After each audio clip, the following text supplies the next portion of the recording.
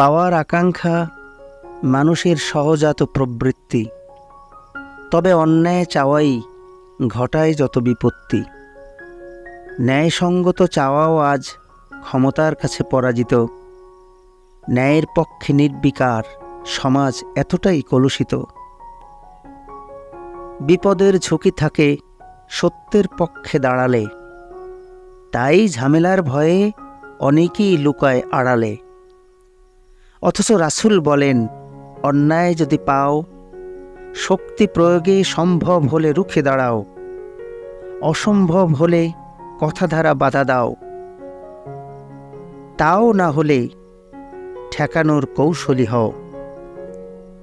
শতভাগ মাঝে কত ভাগ মুসলিম হাদিসের অনুসারী অনায়াসেই প্রমাণিত হবে, মানেনার পাল্লা ভারী। ইবলিস ধোঁকায় আচ্ছন্ন মোহনবাসীর সুর, হেদায়াত থেকে মুমিনকে পাঠায় শত ক্রোশ দূর। থাকে যদি সৎসাহস, তবে বুক চেতিয়ে বলি, মুসলিম হিসেবে আসুন সকলেই দিনের পথে চলি। ধনী নির্ধন নির্বিশেষে মানুষ দাবিদার যারা, পারে না অন্যায় অসত্যের অনুসারী হতে তারা। যুক্তির মোড়কে হারাম চাওয়াও হালাল বানানো হয়, সুদের অর্থ যেমন ব্যবসার অংশ কেন নয়?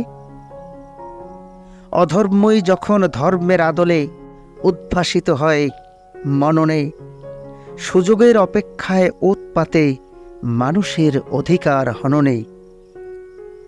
মনুষ্যত্ববোধ উবে যায়, ভর করে অমানবিকতা, পরোপকার সত্য ভাষণ মনে হয় বাতুলতা।